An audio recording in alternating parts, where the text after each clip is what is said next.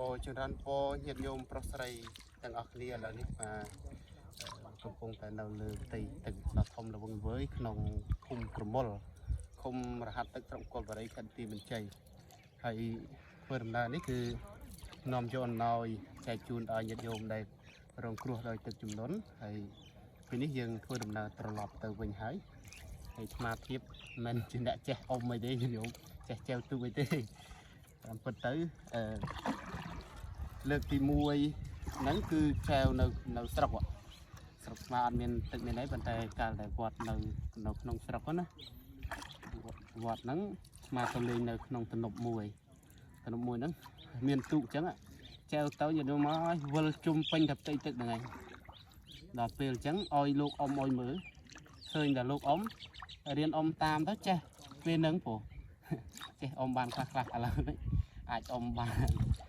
តែចង់ភ្លេចខ្លះហើយព្រោះខានយូរហើយចឹងញាតិញោម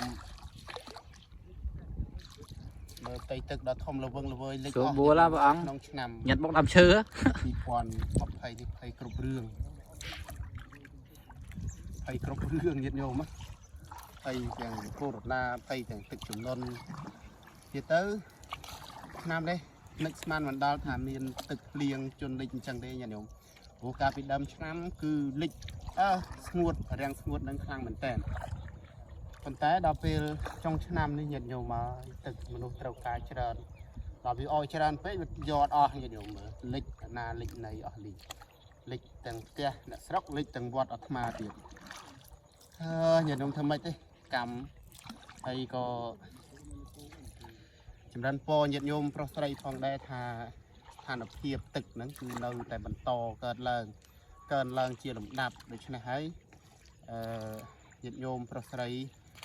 ត្រូវមានការប្រុងប្រយ័ត្នផងហើយសម្រាប់ញាតិញោមម្ចាស់សទ្ធាទាំងអស់ដែល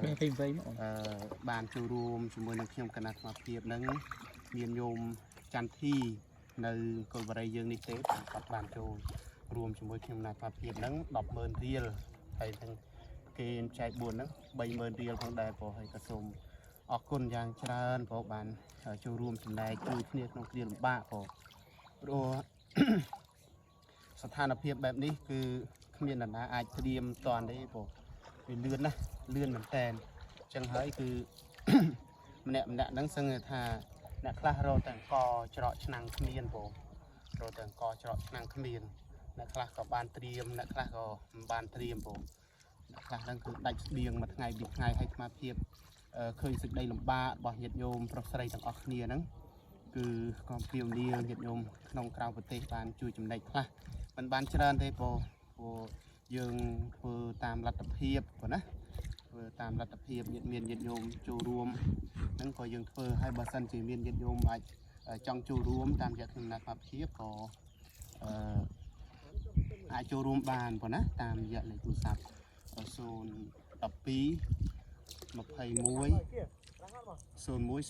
ប៉ុណ្ណាហ្នឹងគឺអាចចូលរួមបានព្រោះអញ្ចឹងអរគុណណាស់ព្រោះ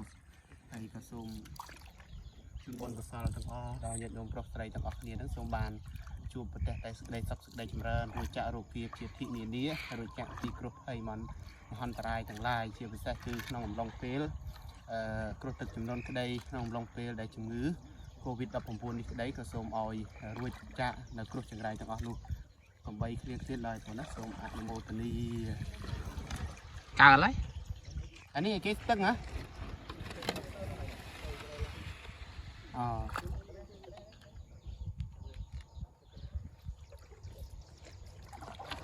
វ៉ាមកទោស